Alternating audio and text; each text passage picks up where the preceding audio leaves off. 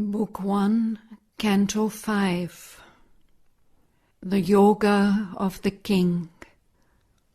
The Yoga of the Spirit's freedom and greatness.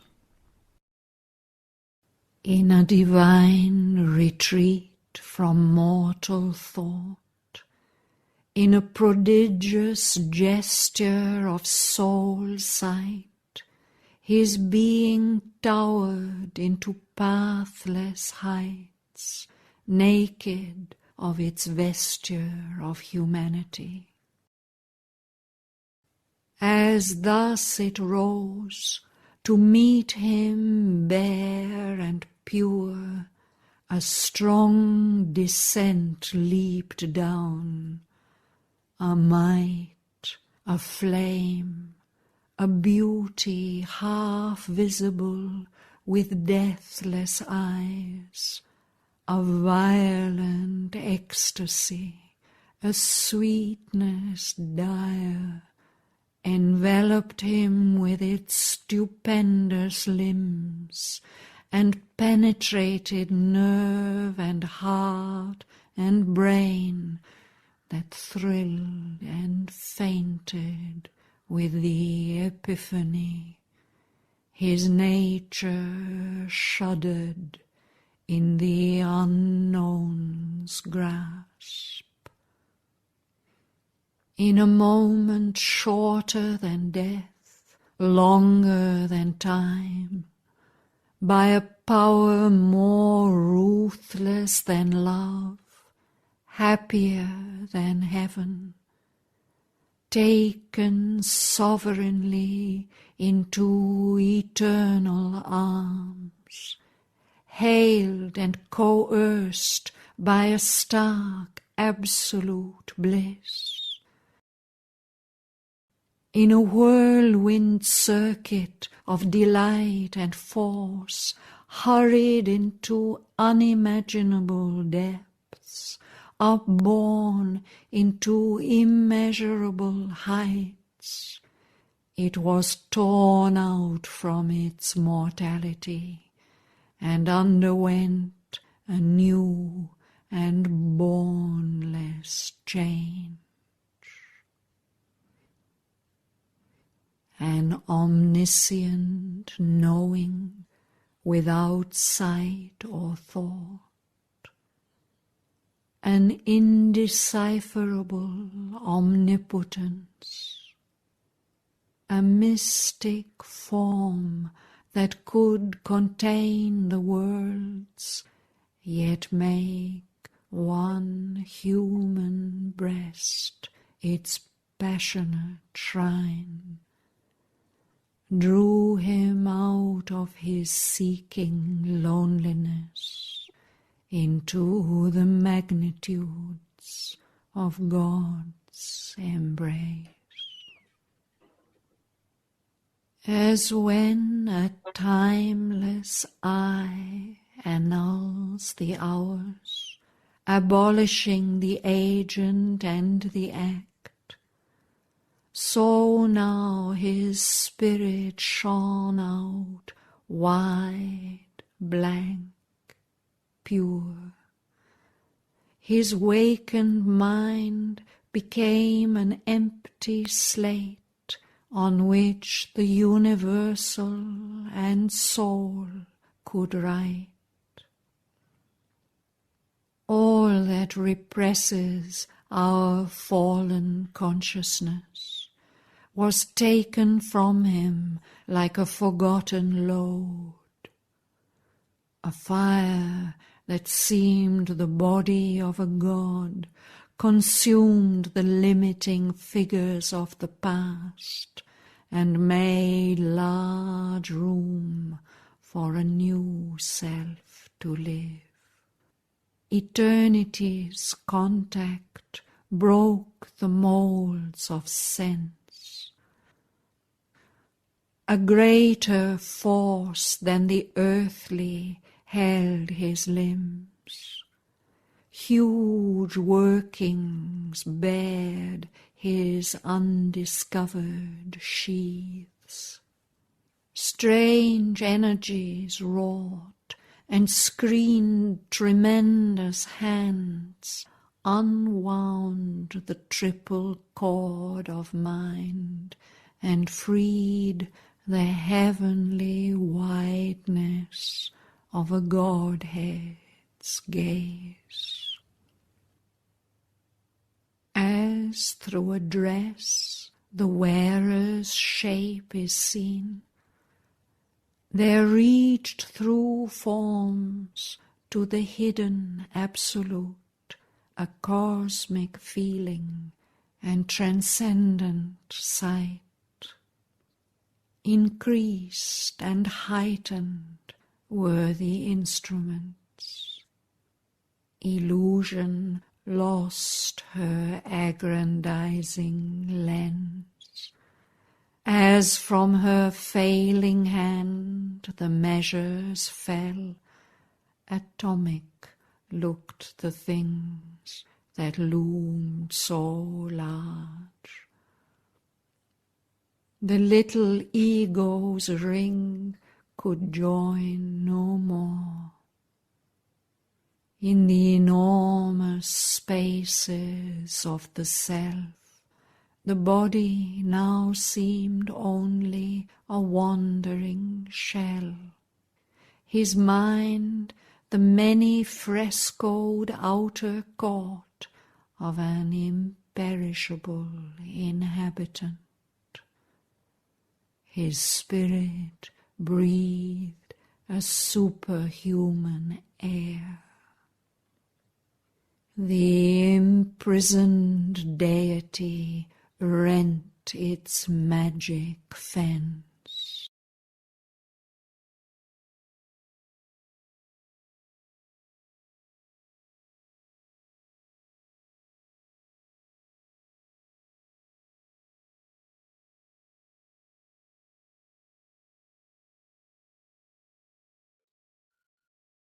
Yeah, welcome everyone. So right now we were just listening to Shraddhavan's reading of the few pages where right now we are reading and reflecting. So last time we were just revisiting around page number 81 on Savitri. Book 1, Canto 5, page number 81.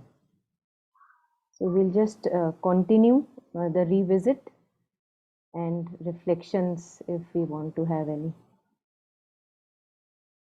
Page number 81.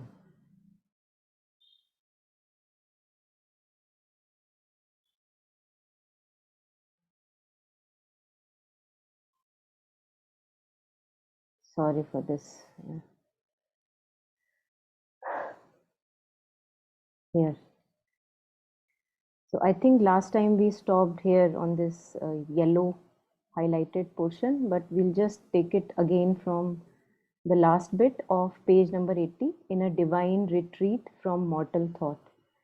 So two colored bits, if each one of us can read one by one, and we'll take it up just for reflection. So the first two bits, if anyone would like to read, so that we can take it up for reflection. Yes, Jagan. Yes, I'll start. Mm. Thank you.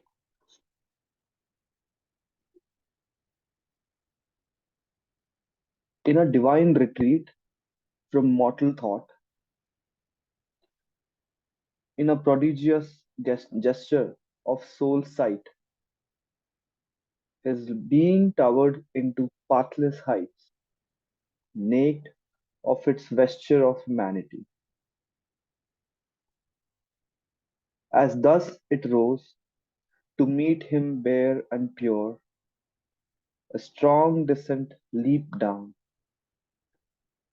a might, a flame, a beauty half visible with deathless eyes, a violent ecstasy, a sweetness dire, enveloped him with its stupendous limbs, and penetrated nerve and heart and brain, that thrilled and fainted with the epiphany. His nature shuddered in the unknown's grasp. Thank you. Yeah, thank you. So I think last time we had taken up some of these lines for reflection, where we were sharing that this retreat we can have anywhere. We don't need to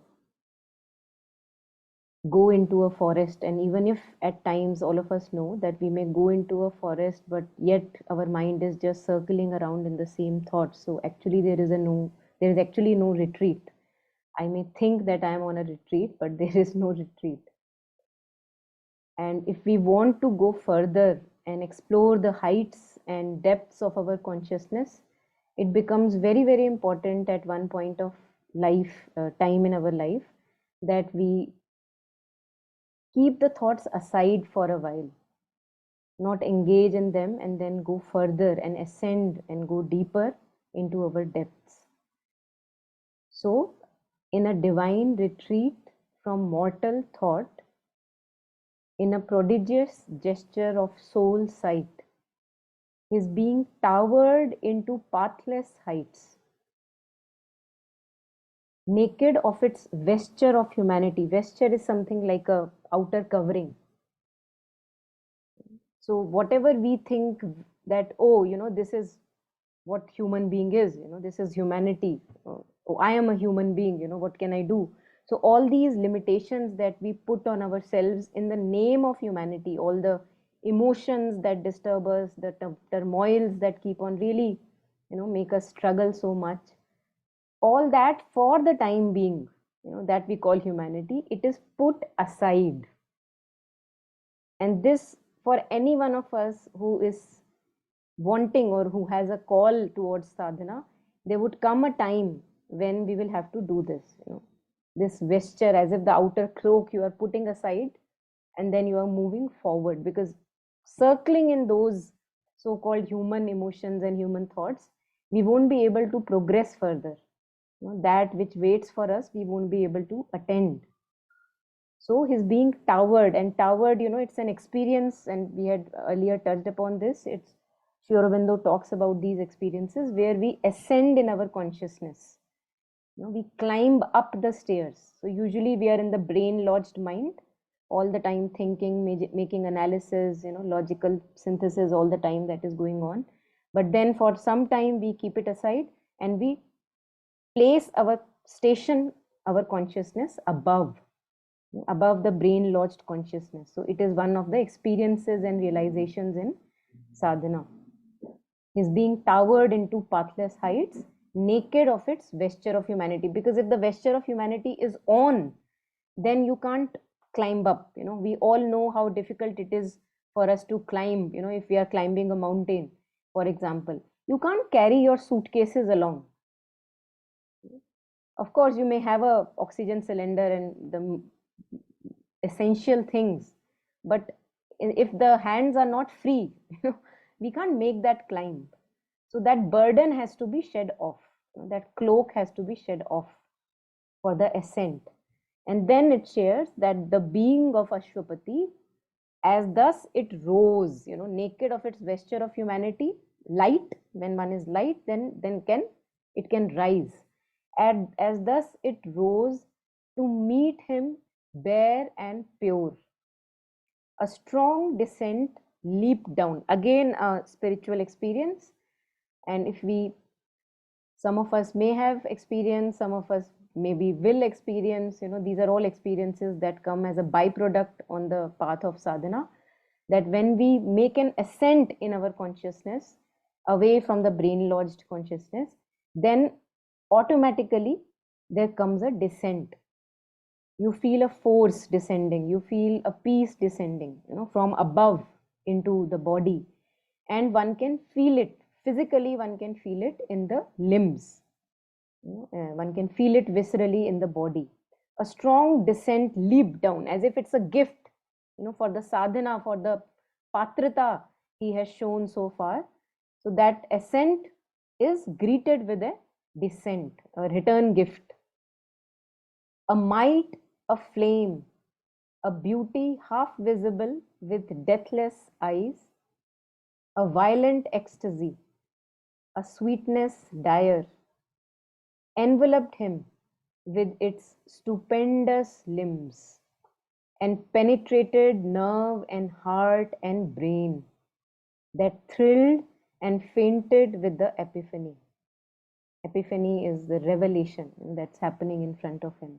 So as if, and when I was reading these lines, it's as if that, one feels that we have seen all these fantasy movies, like Harry Potter and other things, Avatar, and there you see that just like that kind of an image was coming, that as if a being of light has enveloped you fully, and it is going deep within your body and penetrating each nerve and fiber of your body. The physical body feels that touch, deep within. It penetrates. And I think in Avatar, if I'm not wrong, they had shown something like this, that you go deep in the body and as if the fibers go deeper, deeper and touch that physical base of the body. It is penetrated deep within, that descent, that leap down. And as we were talked earlier also, that it is not easy for the container, the physical body, to contain that much of ecstasy and joy. So it shuddered, it fainted, that thrilled and fainted with the epiphany. His nature shuddered in the unknown's grasp. So there is too much joy, too much bliss, or whatever, the description is in front. But the body is not able to even, take it. You're trembling because it's just too much. You can't handle it. And usually how we handle it, because we are weak, usually we are weaker beings if we are not working on ourselves. So little bit of joy and we want to just dance it out. We can't contain it. That shows the weakness of the vessel, which slowly builds up, and we are able to contain more and more rather than spilling everything out. Yeah, so anything here on these two bits? Anyone? Anything that resonated, or any reflection that is coming?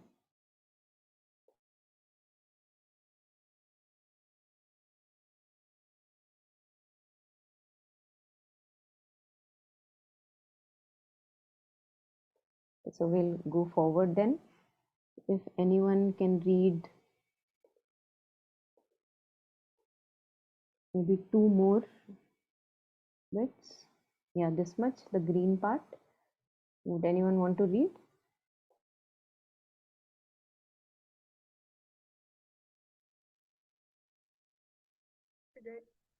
May I, Monica? Yes, please. Yes.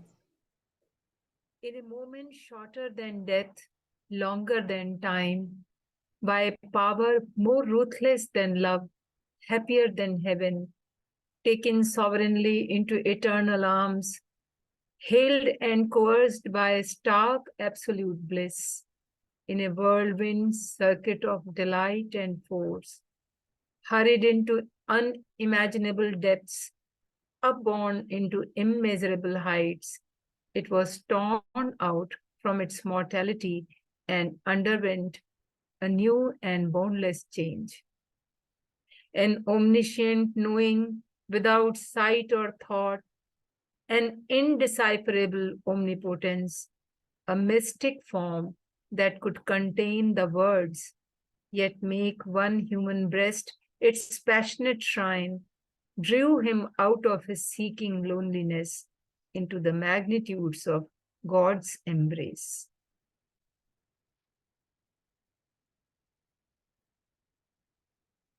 Yeah, thank you. Anything here? Anyone?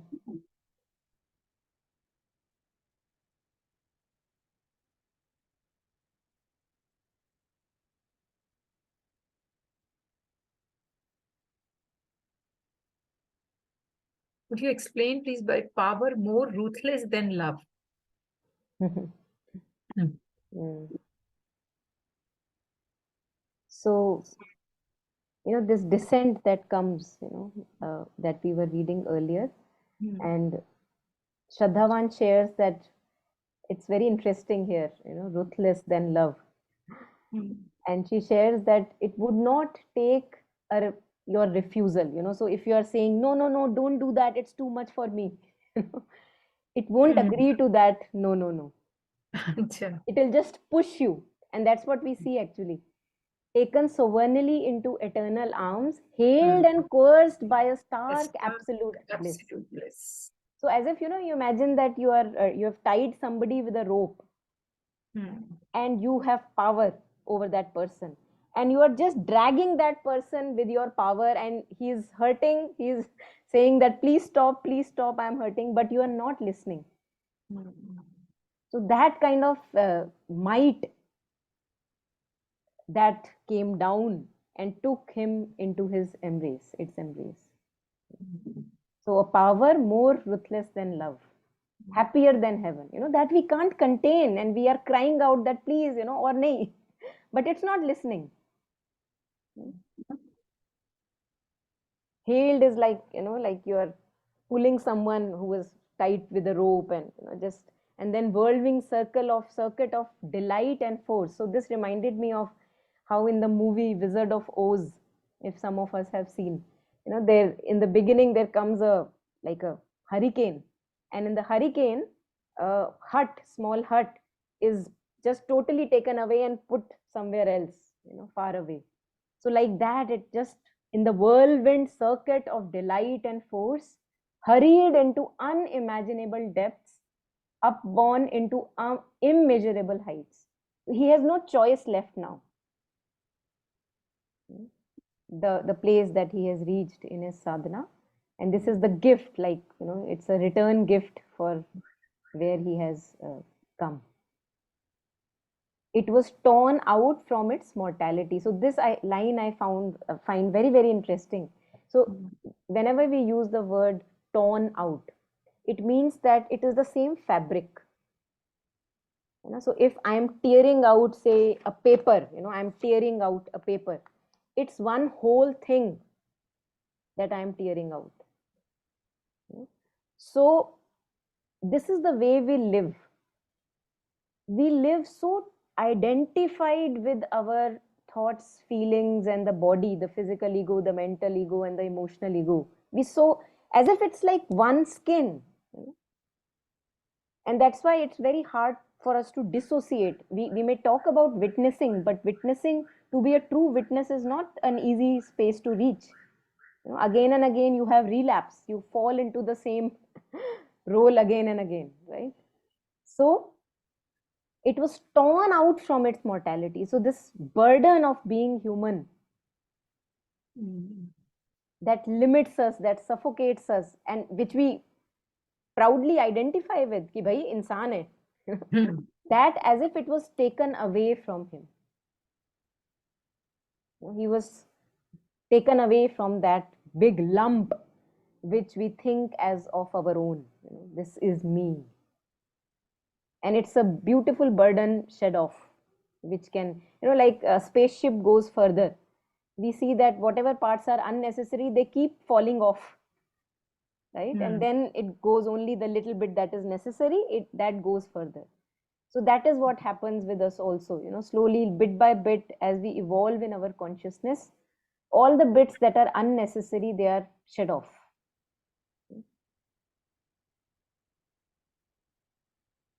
So it was torn out from its mortality and underwent a new and boneless change. So this descent, Sri Aurobindo says, when it comes down, this is responsible for a greater change in the nature, how we are, in our behavior, in our thoughts, in our feelings, in the body consciousness.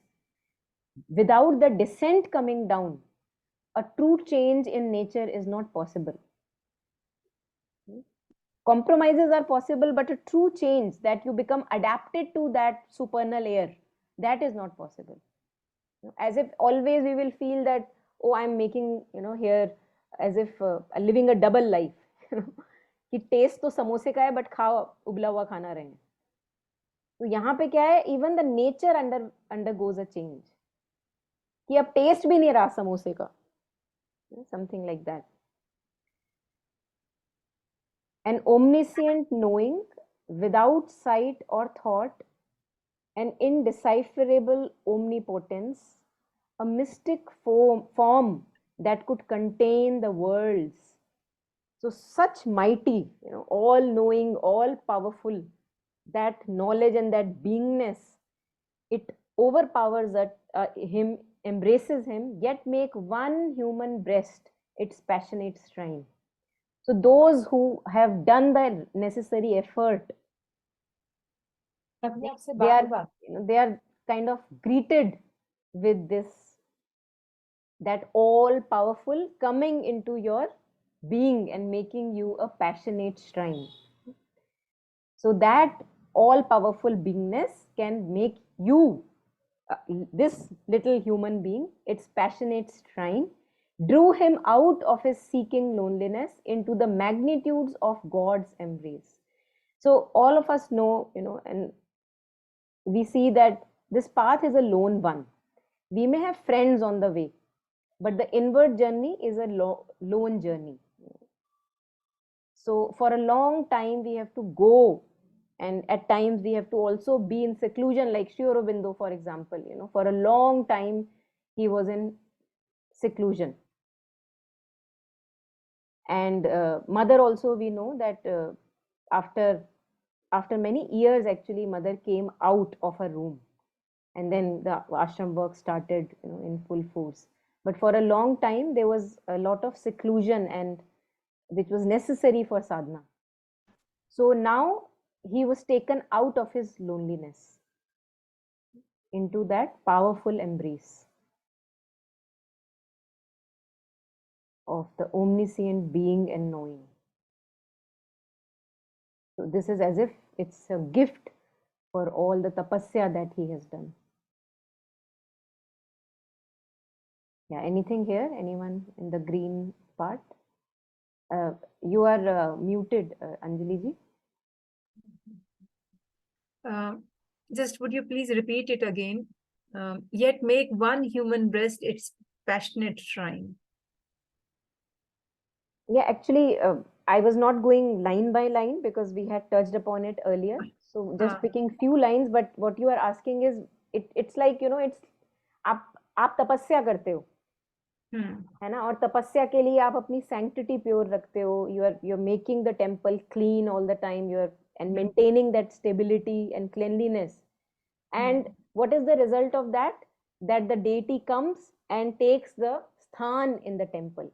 This is what we see when we priests are invoking the temple, even in widely known temples which are known as energy centers on earth, right? We know that all the time, as if there is an invocation going on in those places. The priests are very very committed. They just नहाने का time अलग है, cleanliness का अलग है, धोने का, deity को नहलाना है, धुलाना है, सुलाना है.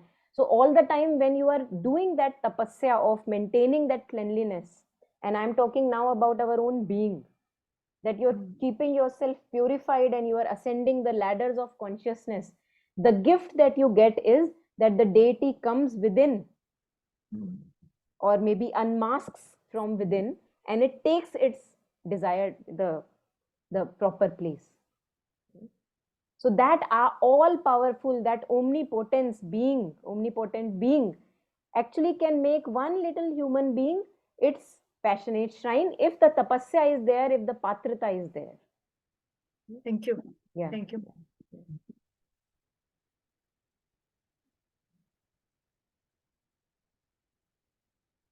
Yes, Jagan.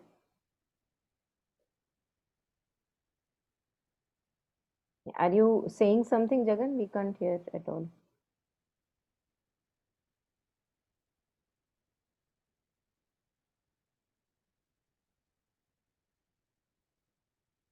Okay, so we'll take it forward then. If not anything, if there is anything, please unmute and share. Do share.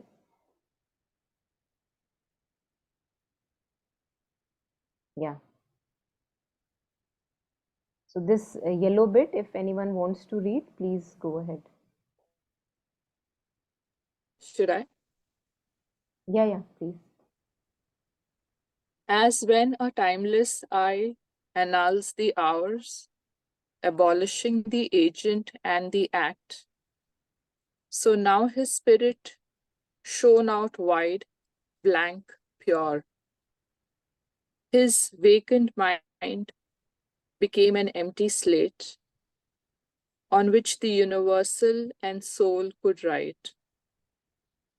All that represses our fallen consciousness was taken from him like a forgotten load. A fire that seemed the body of a god consumed the limiting figures of the past and made large room for a new self to live. Should I read the red or? No, not right now. Thank you. Okay. Yeah, this much is enough. Beautiful, again, beautiful lines, this specific bit also. So again, as we become patra, as we do the required sadhana, the tapasya is being done, something opens, as if a gaze is watching over you. And now you are conscious of that gaze. All of us, we are not conscious of that gaze mostly, right? But the gaze is upon us all the time. And when we become conscious of that presence and power, then as if all the karma is annulled. And mother says that when somebody talked about astrology and astrological charts, mother said that in front of grace, if divine grace is in full power, then there is nothing that cannot happen. So in front of that, astrological charts just go like redundant, they don't exist. But so far as that opening is not there, of course, there are some truths in even the astrological charts, because we are under the influence of all the material things and planets and happenings. So when we become conscious of this I with a capital E, as when a timeless I annuls the hours, abolishing the agent and the act. We see also, I think the example that comes right now to me is also of Angulimal, for example. So many sins committed, but when he decides to move forward and becomes a disciple and takes all the proper path, goes forward in his sadhana, he's as good as of a arhat as anyone else. All the Angulimal is raised. We see that also in, I think, who was it? Some of you may know, maybe Valmiki. Yeah. Valmiki, yes. So he was a Daku, I think, earlier. Yes. And Narad met him. Yeah. Would you like to share the story? No, you can go ahead. No, I don't know, so that's why I'm asking. Oh, he was doing all this, ये डकैती, नारद जी आए तो उन्होंने कहा भाई तुम ये क्यों करते हो? तो कहा कि तू मुझे है मेरे बीवी बच्चे उनका मैं पालने के लिए करता हूँ डकैती उनके लिए, नहीं तो मैं कैसे उनका भरण पोषण करूंगा? उनका अच्छा तुम जाओ फिर उनसे पूछ कर आओ कि जो तुम ये कर रहे हो क्या इसके उसमें वो भागीदार होंगे? तो वो आते हैं और अपनी पत्नी से पूछते हैं, तो उन्होंने कहा मुझे इससे क्या मतलब है, मुझे तो इससे मतलब है कि मुझे अपने बच्चों को पालना है और ये करना है। तब उनका आंख खुलती है और उसके बाद वो पूछते हैं कि मैं क्या करूं? तो नारद उनको राम राम राम राम, अब वो डाकू आदमी थे, उनको राम राम नहीं याद था, वो बैठ गए और मरा मरा मरा, क्योंकि जिंदगी भर उन्होंने मारा डाका लूटा यही किया, तो मरा मरा मरा मरा मरा मरा करते रहे और वो मरा मरा जुड़कर राम राम हो गया। फीलिंग वहां पर थी और उनके ऊपर वो जो मिट्टी थी पूरी वो एकदम जम गई, वो इतनी साधना करते रहे और वो चींटी यहाँ उन्होंने घर बना लिया, उसका नाम होता है वाल्मीकि, तो इसी से उनका नाम वाल्मीकि पड़ा। और जब उनको ज्ञान आया वो जागे और जब वो कर रहे थे तो फिर उसी के बाद वो एक दिन ऐसे बैठे थे और एक पक्षी का जोड़ा जो था वो रोमांस कर रहा था, वो लोग अपने प्रणय की लीला में थे और एक बहेलिये ने उसको मार दिया। तो उनको बहुत दुख हुआ और फिर मैथिली शरण गुप्त ने कविता लिखी, वियोगी होगा पहला कवि आह से निकला होगा गान। This was the story. Beautiful, yeah. Thank you for sharing. There is also a story of Parikshit in Bhagavad. Thank you. Yeah. So Parikshit also very inspirational. I think I had a question. I asked Alokda about sometimes mechanical ways of taking Lord's name, and is it of any use, even if it's not conscious, from the people who do mala like, you see that, it's gone more mechanical than conscious. And I think then he referred to it about Ajamil's story where when he was of course, too much into too much into Maya, and Tamogun was very high in him. But a saint came to his door. So now when grace actually decides, when the grace decides to come into your life, everything can change. So a saint came to his door, and he was very good. He hosted them very well, but he used to see that he's eating meat, he's too much into, too much into Maya. And but what he saw is that his wife is expecting the fourth child. So before leaving, he said that, would you like something before? Can I give you something? He said, no, I don't want anything, but just if you can name your child who is going to be born as Ram or Narayan. I'm not sure what is the Narayan, I think. Just say Yes, that. Narayan. Just name. Yeah, the name. And then he named him. And he was the youngest of all, so he was very, very close to him. And when he was dying, he was very attached to him. There was a lot of attachment, but he used to always keep saying Narayan, Narayan, Narayan. So when the god of death came, the Yam came. He was saying Narayan. He was not calling the Lord, but he was actually calling his son, who was Narayan. But the Yam saw that he's saying Narayan, Narayan, so much passion. So because of course there was an attachment, a lot of attachment. He saw, my God, he is, Vishnu Bhakt. So he said, my God, I cannot take him. And then Vishnu came and he said, just because you were saying my name when you were dying, even though it was out of ignorance, just the grace of the Lord's name is so big that, he got mukti or something like that. So that's a very, I was really inspired, because I always thought saying mechanically doesn't help, have to be very conscious. But even mechanical way of relating can be so big. So I was, on that note, I thought of sharing that as well. Yeah, thank you. Yes. I think this mechanical repetition of a name, we got a lot of clarity also, and many of you may have read that in the book Naam Japa by Ramakrishna Das. And he's all about the japa. And then he says that if you can japo all the time, I don't know if he says that, but what I got out of it was that if all the time I am japping my thoughts only, that's what we are doing. And it is having an impact on my life. At times it brings me diseases. All the negative thoughts and the repetition of disturbing feelings, totally that japa is happening. So he says that if that can do that, then why not the mechanical repetition of Ma's name for Ma, just mechanically. It works. It works, it works. So thank you for We're talking sharing about that. Babaji, na? Babaji, yes. Babaji, right. Huh. He has written a book. In a book, he has written Naam Japa. Naam Japa. Right. I have that book. It's a very powerful book and helps in a fact, lot. people say that Naam Jap is very, very important in Kal Yug, because Kal Yug में आप बस केवल नाम ही जपते रहिए, वही बहुत है. कलयुग में एक अधारा नाम जाप, तुलसीदास जी ने लिखा है, कुछ ऐसा कंप्लीट है, मुझे पूरा नहीं याद है. तो वो नाम जब काम करता है, आप माँ माँ माँ माँ बोलते रहिए, क्योंकि इनफैक्ट मैंने पाया कि जैसे थॉट है इधर उधर जा रहा है, तो एकदम से आप याद करो माँ, फिर then you instead of being silent you can call also ma. Exactly. And then again exactly फिर धीरे धीरे gradually you are on line that where you have to place your consciousness here or here. So it helps. Bilkul. Doubt in it. No doubt.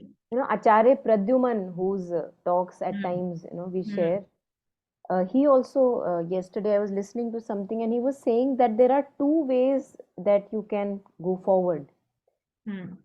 One way is by detaching and becoming more and more the witness consciousness, which Sri Aurobindo also talks about.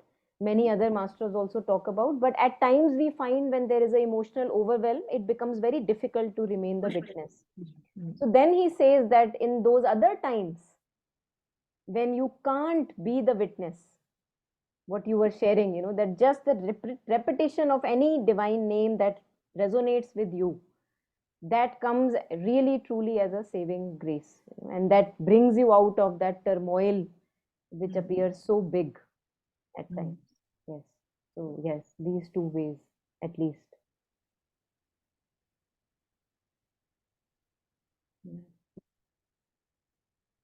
Anything more? Anyone here?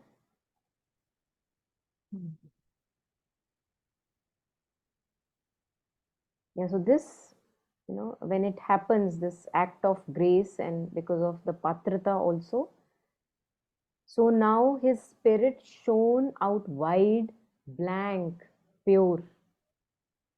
His vacant mind became an empty slate on which the universal and soul could write. Again, one of the realizations, and one can say siddhis, amongst many, many realizations that happen on the way, that the mind and stillness and emptiness, blankness, all of that Sri Aurobindo talks about in Letters on Yoga, and as a necessary phase so that something new now can be written. All that represses our fallen consciousness. All of us know, from time to time, so many things overwhelm and repress, as if constrict ourselves. All that represses our fallen consciousness was taken from him like a forgotten load. You don't even know that you were carrying it. All the time, the emotions, disturbing emotions, the past storylines, the anxieties of the future, it is as if it's a lot of burden on us that we are carrying all the time if we are not mindful. And even if there are moments of unmindfulness, and there you see the burden is right here, it's not gone anywhere. So all of that comes as if like a side effect of being human, that was taken away from him. He was rid of that now, like a forgotten load. You don't even know that you were carrying it. You have no memory of it. How beautiful. A fire that seemed the body of a god consumed the limiting figures of the past. All the little roles and images that we keep binding ourselves into, they were just consumed in that fire. Agni, Agni is given purificatory. All these elements have a purificatory value. All the elements, the Agni, Vayu, the earth element, Jal, all these elements have, we all know how, like, in Havans, etc., we do this cheetah of the water.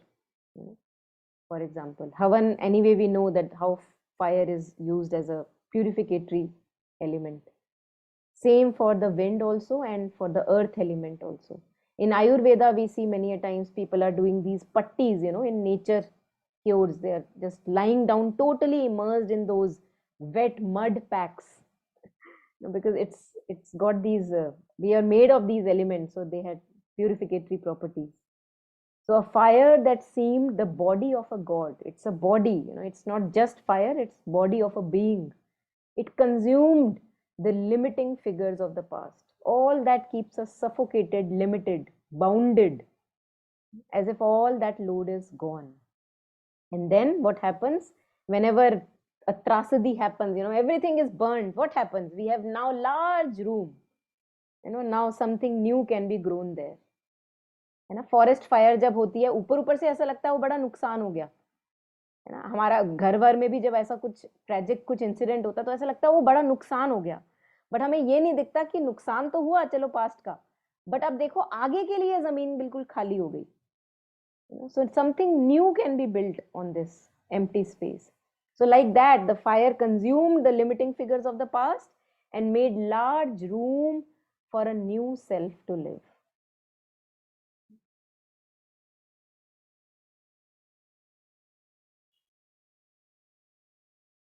So whenever we are getting disappointed by, oh, मेरा पुराना छूट रहा है, काफी बार होता है, we have phases in our life where things are changing. Instead of disappointment, if we can also, I'm sure we all do, if we can also see that, oh, अभी की disappointment तो है temporary, but I have now room for something new to come, something unknown to be written on that empty slate.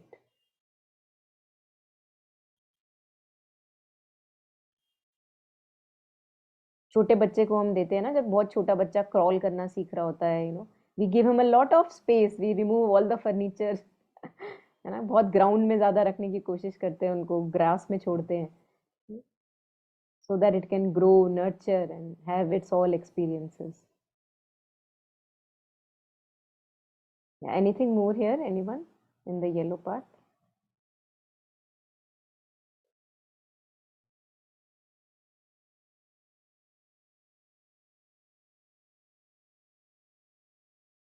Okay, so we can take a little bit further. Yes. Would anyone want to read?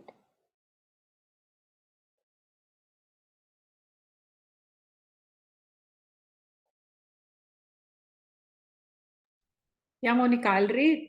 Yes. Yeah. Eternity's contact broke the molds of sense, a greater force than earthly held his limbs. Huge workings bared his undiscovered sheets. Strange energies wrought and screened tremendous hands, unwound the triple cord of mind and freed the heavenly wideness of a Godhead's gaze. As through a dress the wearer's shape is seen, there reached through forms to the hidden absolute, a cosmic feeling and transcendent sight. Increased and heightened were the instruments, illusion lost her aggrandizing lens, as from her failing hand the measures fell, atomic looked the things that loomed so large. Yeah, thank you.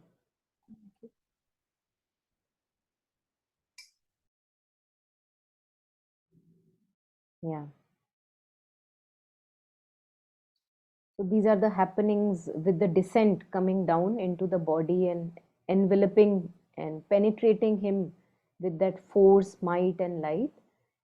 That touch of the eternal, eternity's contact broke the molds of sense. Very beautiful and very revelatory also.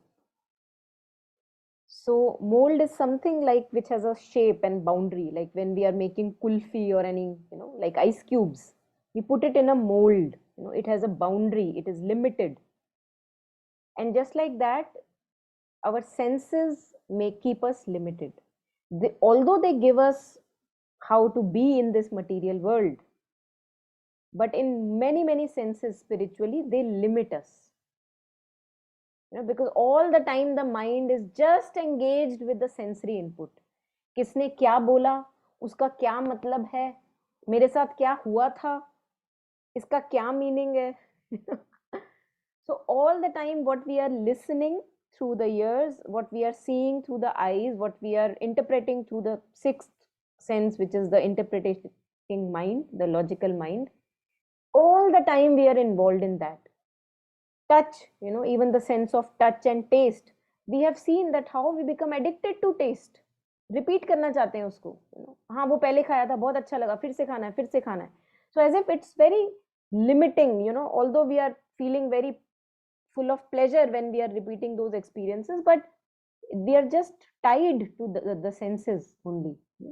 So when that touch came to him, the descent came to him, as if the moment it touched him, he was freed from the mold of sense. That was not needed anymore. It has its proper place, but then there comes a time in our growth that it loses its place, at least for a time being, to see that what more is there, if not for the sense. So some example, like like we can take an example, like if we want to study, आपको कोई exam clear करना है, all of us must have experience of this, है ना, कोई exam आपको clear करना है, बहुत जरूरी है आपके लिए क्लियर करना. हम क्या करते हैं, for the time being we just concentrate on that and we remove all the other disturbances from our life for that time being. So as if we are becoming dumb to all the other sensory input, which is necessary if I want to make a concentrated attempt to pass that examination or whatever that I am concentrating. So if I have to ascend in my consciousness, if I have to grow, and again this would be the calling to everyone, not everyone may get the call, then for the time being it becomes very, very important. Gita also says that, it uses the example of a kachua, or tortoise, how it brings all its limbs within the shell, and for some time it is not in touch with anything. In mindfulness practices, Thich Nhat Hanh talks about this, that when from time to time we should not listen to any sense at all, as if you are just in your own inner castle. You're not thinking about what's happening, you're not looking at what you are seeing, you're not interpreting what's happening in your life. All that you remove for the time being and you dip into the sacred water of your being. So when this happens, eternity's contact happens, it breaks that mold of sense that usually keeps us suffocated, limited. A greater force than the earthly held his limbs, as if he was held by a being, a universal being. Huge workings bared his undiscovered sheets. He was shown things that he did not know about himself. जैसे होता है ना कि हम कहते हैं कि we are just tip of the iceberg, we don't even know what lies below in the subliminal, subconscious, the unconscious. We have no clue who we truly are, and above also. So that was revealed to him. Strange energies wrought and screened, tremendous hands unwound the triple cord of mind and freed the heavenly wideness of a Godhead's gaze. So this heavenly wideness of a Godhead's gaze is present in us 24/7. But what is on us tied up is this triple cord of mind, life and body. So imagine karo that you are tied up in that 3 ropes and you don't have your free movement. So the moment the descent touches him, it as if it breaks those 3 bonds. And he's free now. He has his true sight, true vision.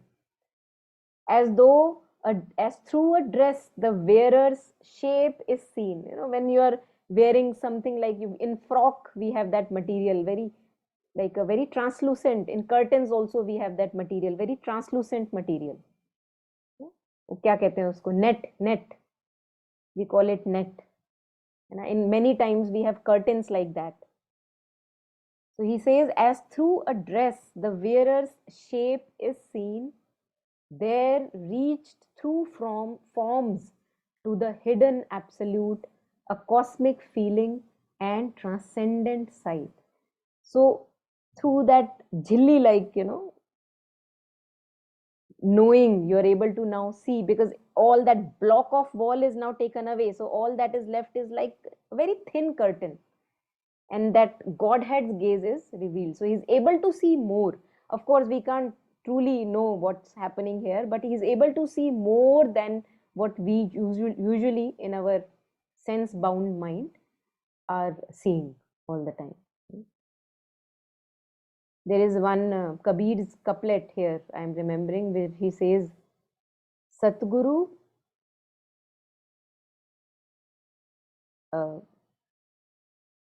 सदगुरु की महिमा अनंत, किया अनंत उपगार, लोचन अनंत उघारिया, अनंत दिखावन हार.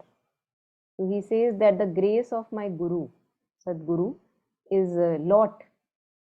Mahima Anand, it's infinite grace that he has showered upon me. Satguru ki Mahima Anand, kiya Anant Upgar, and he has really been very compassionate and he has given me so much. In the second line he says, Lochan Anant Ugariya. As if he has given me infinite number of eyes with which now I can see clearly. Anant Dikhavan Har, and he is the one who has opened my gaze to infinity.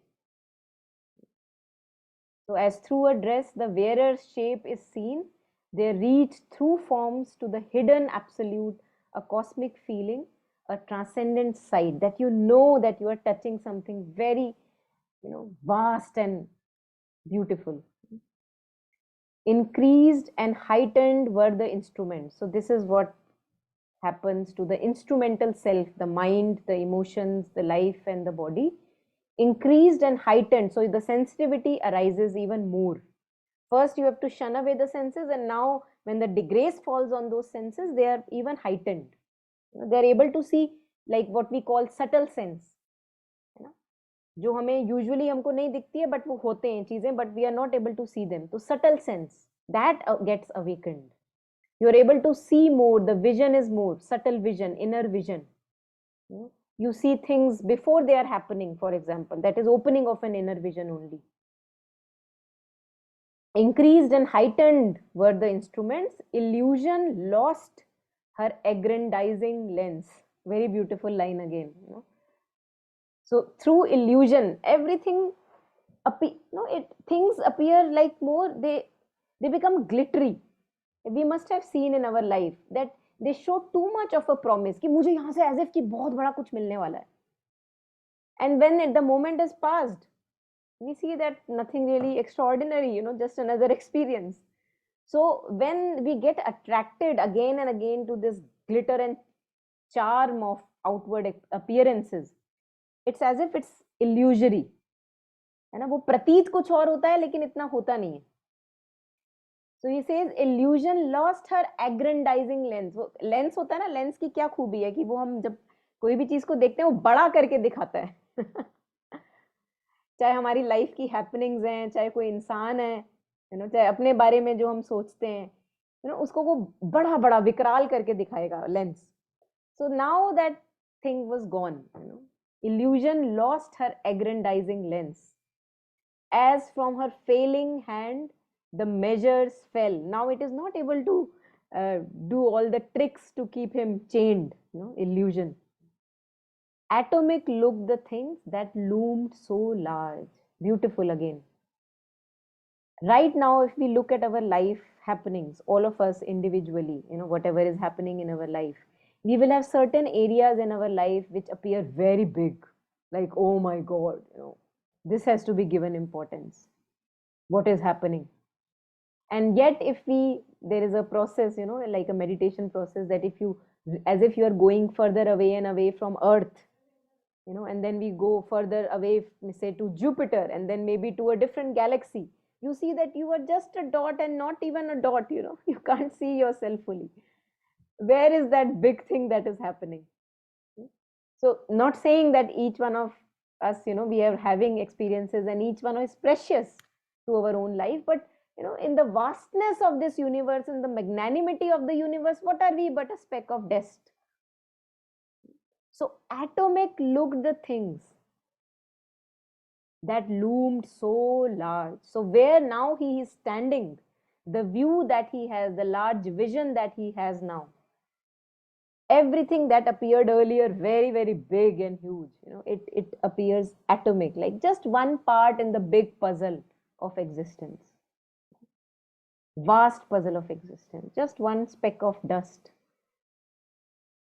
And not saying that that dust does not have importance, but then everybody is a speck of dust, So we are all ordinary and yet extraordinary at the same time.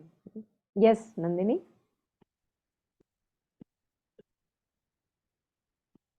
Nandini, you are sharing something? No. Acha. Okay. Yes. So anything more here? Anyone?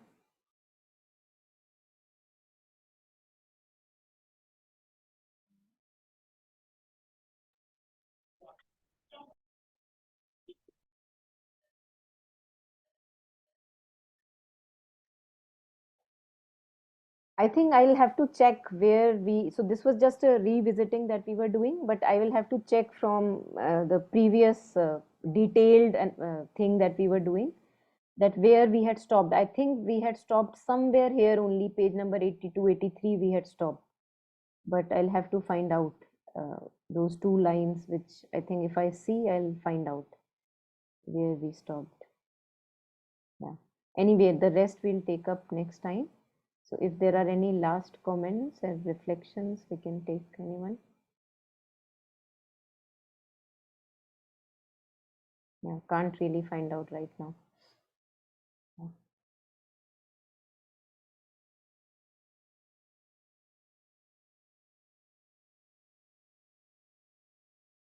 All these things very much in detail Sri Aurobindo talks about in letters on yoga also, when sadhaks are asking him about several questions on their personal efforts and where they are going. Plus also in synthesis of yoga, we have chapters on these things that we are reading right now. Release from the ego, release from the heart and mind, release from the subjection of the body, perfection of instruments, transcendence, realization of the cosmic self. So all these experiences are very much in detail for those of us who are interested in the synthesis of yoga. Some of the bits or chapters we have already taken up, and rest are there for us to read.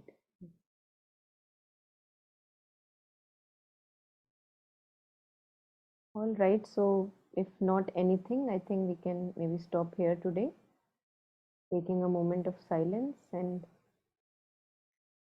sharing any collected merit that we may have from the collective reflection, reading, our own sadhana, sharing it all like we share a prasad that we get from the temples, sharing it with all the sentient beings,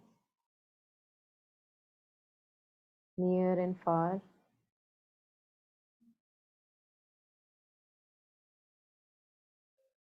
May our hearts be content, and may we have lots of joy and progress in our life.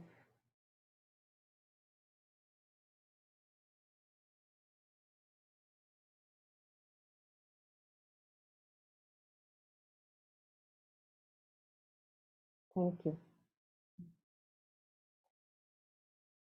Thank you. Bye-bye.